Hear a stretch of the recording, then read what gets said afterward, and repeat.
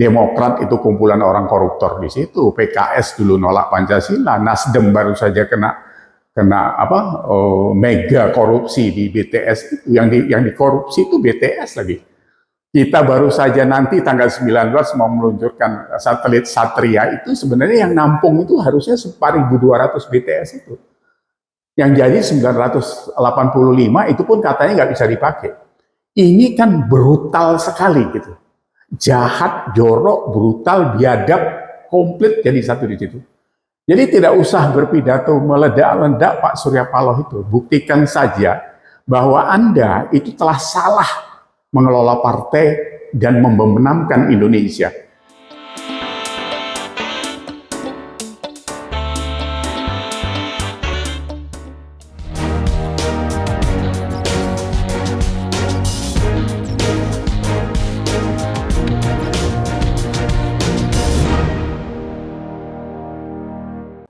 Selamat pagi, semangat Indonesia. Ketemu lagi di Respon. Kali ini kita akan ngobrol tentang kepemimpinan. Karena ini adalah masa transisi kepemimpinan Indonesia dari Pak Jokowi kepada penerusnya nanti. Ya. Sudah mulai nongol yang mencalonkan menjadi penerus, tapi sebenarnya dua mau mengganti gitu. Yang satu adalah dicalonkan sebagai penerus dari PDIP, yaitu Pak Ganjar. Nah, dalam konteks ini, kalau kita perhatikan, kita harus waspada terhadap jenis-jenis karakter kepemimpinan. Dulu kita pernah ada pemimpin-pemimpin yang sudah lalu di situasi dan kondisi yang dialami, sangat jelas bisa ditebak atau bisa dibaca pemimpin yang satu dan pemimpin lainnya itu begitu terasa bedanya. Nah, pemimpin yang paling gampang dilihat hitam putih itu adalah pemimpin sejati dan pemimpin palsu, atau bisa dikatakan the fake leader atau artificial leader dengan pemimpin yang sejati itu. Ya, kita melihat seperti Tiongkok. Tiongkok itu dibentuk oleh 13 dinasti selama 5.200 tahun. Belum lagi pra dinasti atau setelah itu. Keberlanjutan itu bertahan karena kita yakin mereka dapat pemimpin yang sejati. Sampai sekarang pun kita lihat Xi Jinping itu adalah pemimpin sejati. Kita mendapat Jokowi itu adalah pemimpin sejati. Sementara pengalaman kita dipimpin oleh Soekarno-Hatta. Setelah sebelumnya ada Sriwijaya dan Majapahit yang punya pemimpin sejati. Kalau kita bicara soal kerajaan, tapi kalau kita bicara soal setelah pasca reformasi, proklamasi, itu Soekarno-Hatta yang membentuk kita dengan segala macam kesibukannya menata Republik ini. Begitulah kondisinya dan itu hasil maksimalnya.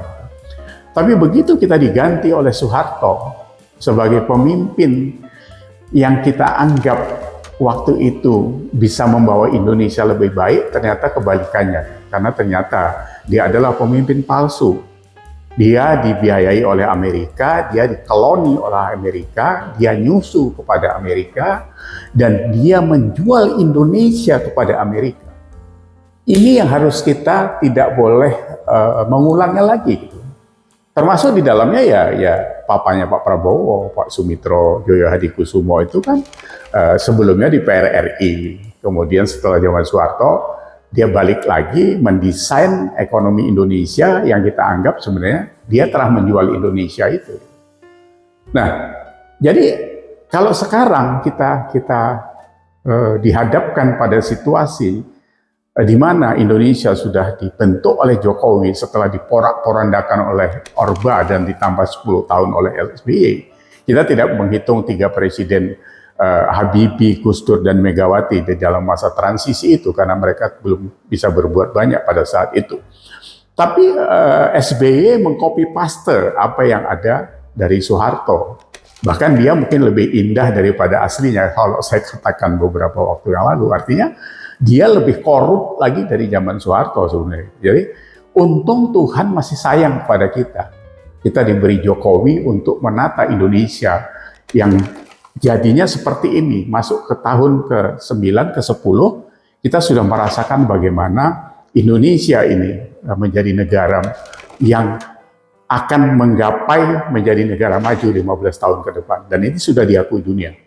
Bahkan IMF dan mitra kerja bilateral Pak Jokowi di negara-negara di luar sana. Ini kita nggak boleh salah langkah. Nggak boleh salah langkah. Jadi makanya jangan sampai lagi kita dapat pemimpin palsu itu. Jangan sampai lagi kita dapat artificial leader itu. Jadi dia cuma pura-pura saja.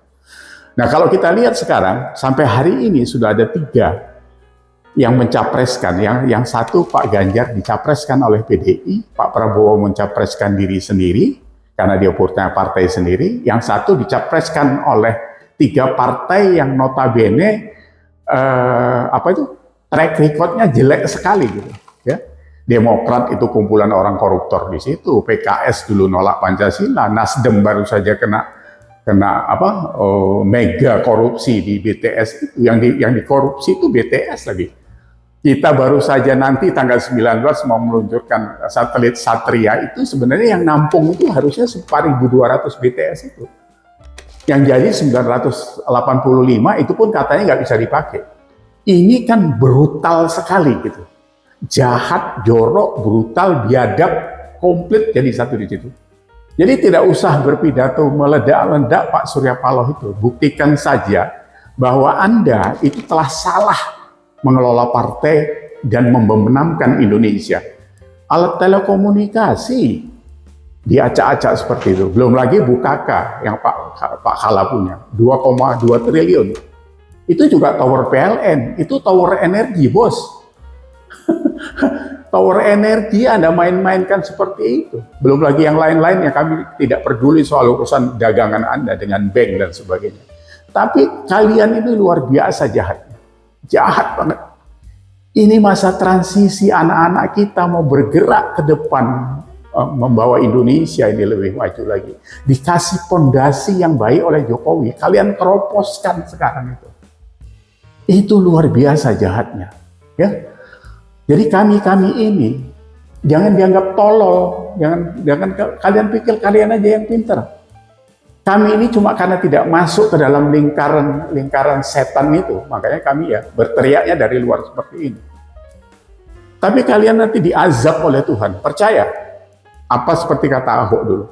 Kalau kalian menzolimi saya, Tuhan yang akan membalasnya.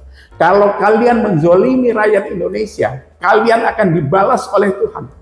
Dengar itu. Dan itu pasti datang kepada kalian.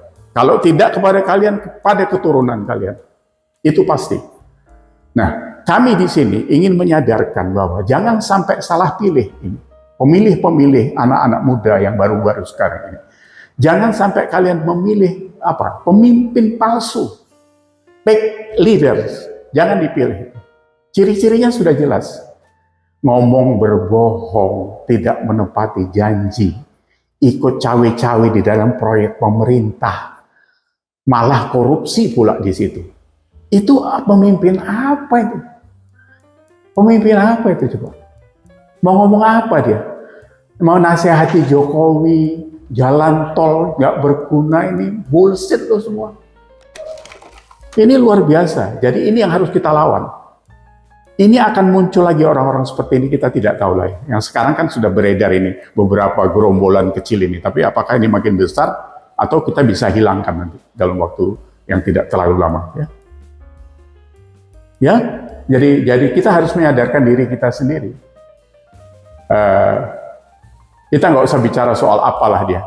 Kemarin juga disinggung soal orang luar pulau nggak bisa jadi pemimpin di Jawa dan sebagainya. Itu kan mulut hasutannya Pak Yusuf Kala itu. Kita selalu mengklaster diri etnis dan sebagainya, itu tidak baik. Tidak baik dan jahat. 5 layers di atas kita sana, kita nggak tahu kita ini siapa. Kita ini bisa-bisa orang Cina semua. Ya kan? Karena yang merambah kemari ya dari orang Cina sana dulu sejak zaman dinasti Han dan sebagainya. Jadi Nggak usah dibawa-bawa ke sana. Kita sekarang ini cari pemimpin siapapun yang baik, dia yang harus meneruskan ini. Gitu. Dulu Ahok udah baik-baik, karena dianggap orang Cina dan bukan Islam, digorok. Gitu. Masa terus begitu terus? Yang dicari katanya orang-orang yang seiman, tapi gorok Jakarta gitu.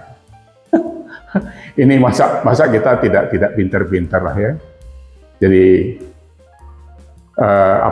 pengalaman di bagaimana Soeharto mengambil alih, mengkhianati Soekarno padahal dia anak emasnya Soekarno, bagaimana dia menyiksa Soekarno sampai di akhir hidupnya seperti itu. Itu pelajaran mahal buat kita semua ya. Jadi boleh dilihat juga 4 pemimpin ASEAN waktu itu, Lee Kuan Yew, Mahathir, Soeharto, dan Marcos. 2 karena dapat pick leader, Indonesia dan Filipina, ini hancur. Yang 2 ini sekarang di atas kita. Singapura, PDB per kapitanya sudah $84.500 per tahun. Kita baru 4.300. Filipina 3.600, Malaysia sudah 11.700. Ini karena pemimpin. Nah kalau sekarang sudah dipegang Pak Jokowi, yang notabene kekayaan kita ditinggal Pak SBY kemarin cuma 3.700, sekarang sudah 11.700, 3.600 miliar dolar, sekarang menjadi 11.700 miliar dolar. Ya itu kerja nyata. Itu kerja nyata, Bos. Itu bukan kata-kata, itu kerja. Nah, ini yang harus diteruskan oleh penerusnya yang tidak boleh salah kita memilihnya. Nah, sekarang sudah kelihatan kemana yang di-endorse. Ganjar Pranowo yang sudah dielus-elus Pak Jokowi karena dianggap dia yang bisa meneruskan kerja, yang dia bisa meneruskan estafet ini untuk Indonesia. Jadi jangan salah pilih, ya, jangan sekali-sekali memilih pemimpin palsu. Jadi pick leaders is go to hell with you. Jadi harus ke neraka dia, nggak boleh ikut kita. Ya, begitu saja obrolan kita hari ini. Terima kasih sudah menyimak. Semoga kita bisa terus mendapat informasi yang bisa mencerahkan kita, membersihkan hati kita untuk Indonesia. Semangat Indonesia, berjaya bersama Indonesia. Terima kasih. See you.